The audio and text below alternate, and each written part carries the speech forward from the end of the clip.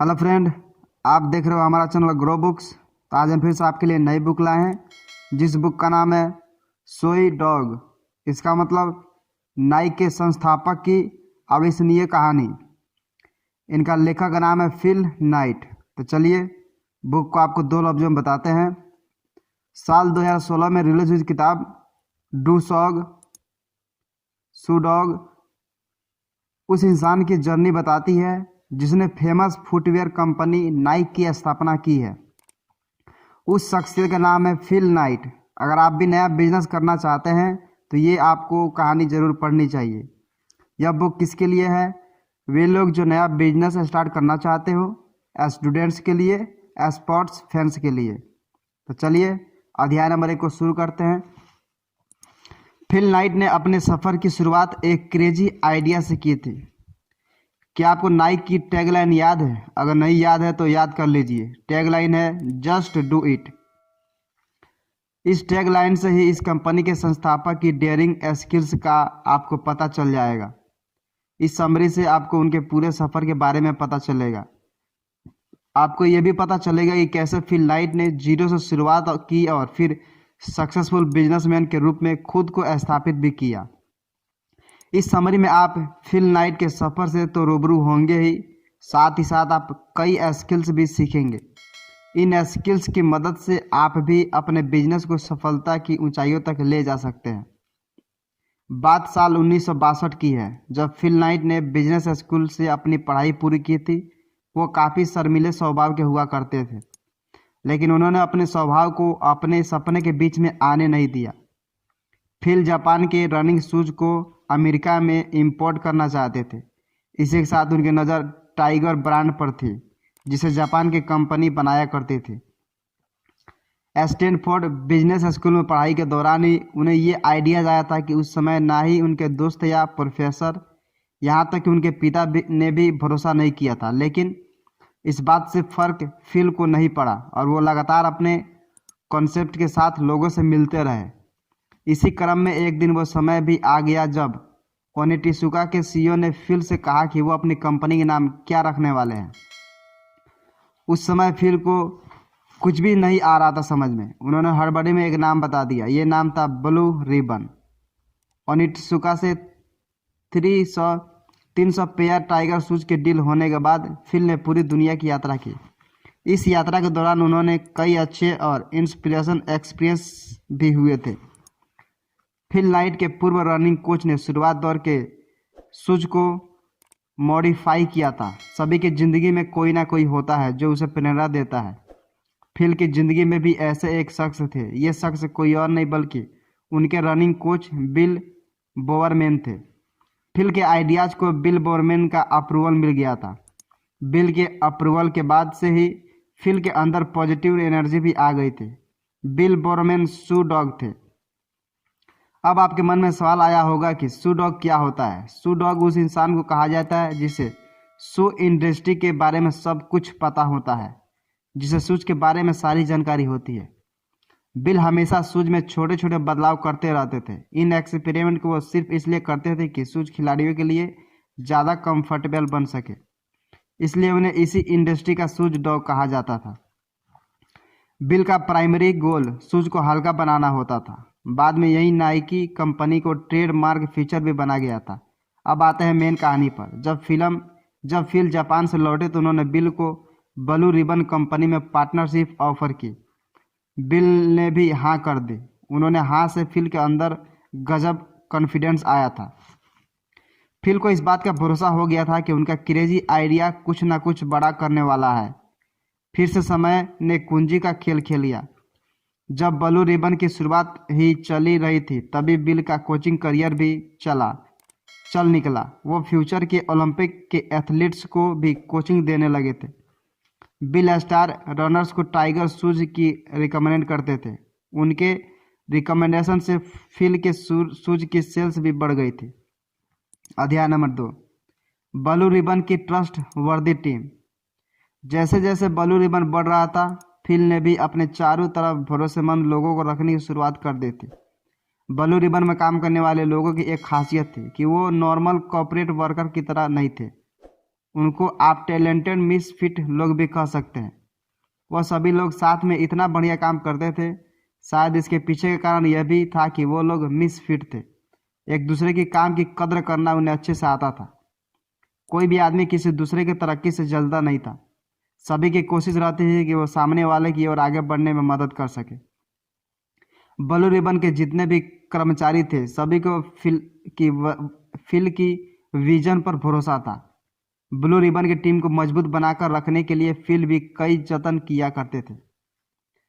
Fill बीच बीच में एक session का आयोजन करते थे। इस सेशन को उन्होंने बट फिश का नाम दिया था।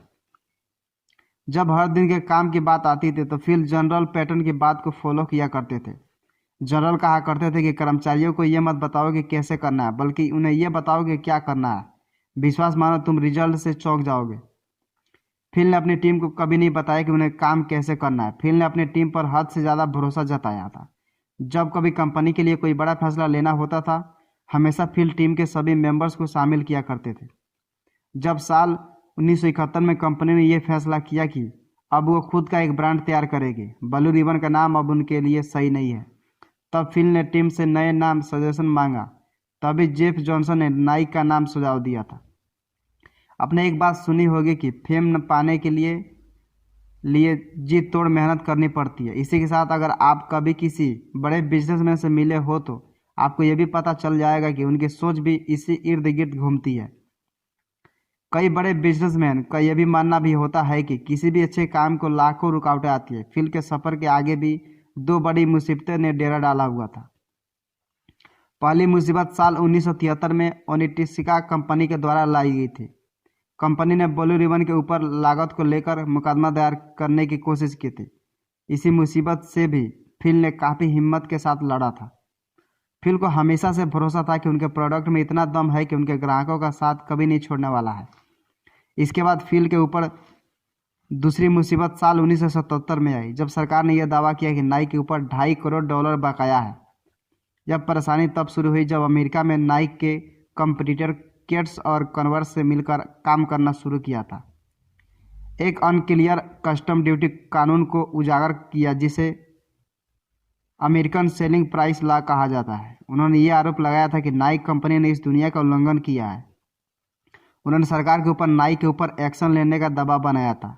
उस कठिन दौर में भी फिल को यह भरोसा था कि नाइक हार नहीं मानेगी। उनको अपने काम के ऊपर खुद से भी ज़्यादा भरोसा था। फिल ने विश्वास के साथ काम करने को ही अपना लक्ष्य बनाया और आगे बढ़ने का फैसला किया था। अध्याय नंबर 3, नाइक की सफलता के पीछे फिल नाइट का जुनून ही है। अगर आप नाइक के सफ़र को देखेंगे तो आपको पता चलेगा कि ये कंपनी आज जहां है वहां तक पहुंचने के लिए इसे कई सारी मुसीबतों का सामना करना पड़ा है। टॉप तक पहुंचने से पहले फिल को कई सारी कठिनाइयों का सामना करना पड़ा था। उन मुसीबतों का सामना फिल ने अपने जज्बे से ही किया था। अब आपके मन में सवाल आ रहा होगा कि नाइक की सफलता के पीछे का राज क्या है। आपको बता दें कि इस पूरे सफ़र के दौरान फिल को ये नहीं मालूम था कि जीत का मतलब क्या होता है, लेकिन उन्हें यह मालूम था कि उन्हें हारना नहीं है। फिल हमेशा से ये सोचते थे कि कम मीनिंगफुल होने के साथ साथ प्लेफुल भी होना चाहिए। उनकी इसी सोच से उन्हें ताकत मिली करती थी। जब भी फिल के सामने कोई नई चुनौती आती थी उनको उनका लक्ष्य दिखने लगता था। अपने लक्ष्य के प्रति ईमानदारी और प्रतिबद्धता ही वो चीज़ थी जिसे नाइक को आज इस मुकाम पर लाकर खड़ा कर दिया है। इसके साथ ही उन्हें कुछ फाइनेंशियल प्रॉब्लम भी थी। इसके समाधान के लिए उन्होंने सोचा था कि नाइक को पब्लिक के बीच में ले आने से उनकी इस दिक्कत का समाधान हो जाएगा। अगर हम मिला जुला कर बताएं तो फिल एक मोटो के साथ काम करते थे। वो मोटो ये था कि या तो काम करो या तो मर जाओ। जब आप किसी काम को इतनी शिद्दत से करेंगे तो आपको सफलता मिलेगी ही मिलेगी। सफलता के लिए अगर आपको कुछ करना है तो बस अपने काम के प्रति ईमानदारी और शिद्दत लेकर आ जाइए। फिल का एक मोटो और था कि ये मोटो था कि जो भी पैसा बिजनेस से आएगा उसे बिजनेस में ही लगा दिया जाएगा। इसके साथ ही साथ फिल अपने यहाँ काम करने वालों को भी अच्छी सैलरी दिया करते थे। अच्छी सैलरी देने के कारण फिल के एम्प्लॉयज़ भी अपना 70% काम को दिया करते थे।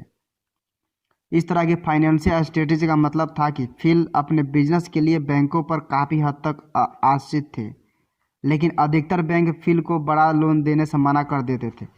उस दौर में जब जापान की ट्रेडिंग कंपनी निशा ने नाइक की काफ़ी हद तक मदद की थी।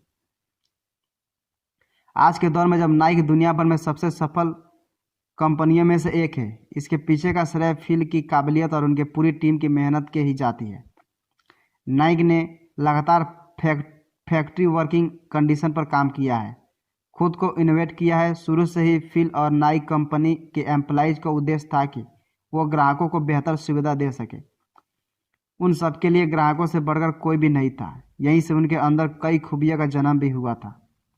बाजार में मौजूद कई सारी कंपनियों से नाइक में ऐसी कौन सी खूबी थी जो उसे बाकियों से अलग करती थी?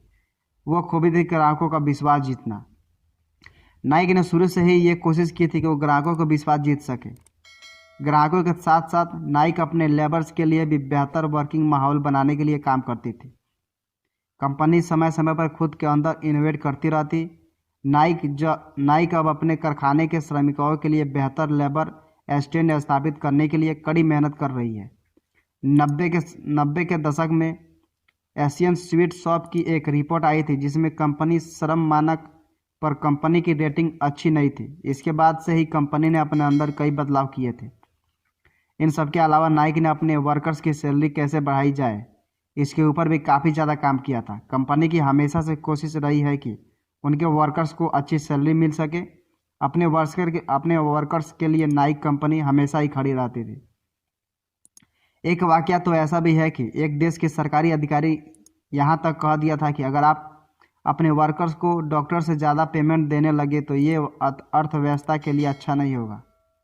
लेकिन इस तरह शर्मनाक बयान के बाद फिल और उनकी टीम को पता था कि उन्हें कड़ी मेहनत करनी होगी।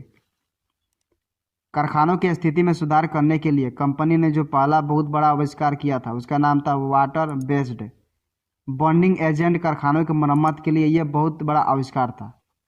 नाइक कंपनी का शुरू से ही एक मोटो रहा है कि अपने काम को इंटेग्रिटी से करना। अपनी फैक्ट्री में सुधार के बाद कंपनी ने अपने ग्राहकों से रिलेशनशिप मेंटेन करने पर काम किया था। कंपनी अपने ग्राहकों को बस सामान बेचने के लिए ही नहीं यूज करती थी, बल्कि कंपनी का मोटिव हुआ करता था कि वो ग्राहकों को आफ्टर सेल्स सर्विस भी दे सके। कस्टमर के साथ अपनी कंपनी के रिलेशन इतने अच्छे थे कि जब फिल के बेटे की मौत हुई थी तब कंपनी से जुड़े सभी एथलीट्स ने खत लिखकर सांत्वना का प्रकट की थी। अगर पूरी बात को संक्षेप पर ख़त्म की जाए तो यही होगा कि नाइक जैसे कंपनी ग्लोबल स्तर में बहुत कम ही देखने को मिलता है। कुल मिलाकर एक क्रेजी आइडिया को बड़े बिजनेस में कैसे बदलते हैं, इसी बात का अंदाज़ा आपको फिल की कहानी सुनकर पता चल गया होगा। नाइक कंपनी की कहानी सुनकर पता चलता है कि अगर आपका आइडियाज़ में दम है और आपके अंदर मादा है तो कुछ कर गुजरने को तो विश्वास रखिए, आप पीछे मुड़कर कभी नहीं देखेंगे। इसलिए हमेशा आउट ऑफ द बॉक्स सोचते रहिए, अपने वैल्यूज़ पर भरोसा रखिए। अपने लक्ष्य को आपके अलावा और कोई नहीं पकड़ सकता। क्या करें? अपने आसपास अच्छे विचारधारा को रखने की कोशिश करें। एक सफल बिजनेस करने के लिए सबसे पहले आपको आसपास अच्छे थिंकर्स का होना बहुत ज़रूरी है। अगर आपके पास अच्छे समझदार लोग होंगे जिनको आपके आइडियाज़ और आपके ऊपर भरोसा होगा तो फिर आपकी हिम्मत अपने आप ही बढ़ जाएगी। दूसरा महत्वपूर्ण पहलू जिसका आपको ध्यान रखना होगा कि वो ये है कि आपके लिए काम करने वाले लोगों के अंदर पैशन होना चाहिए।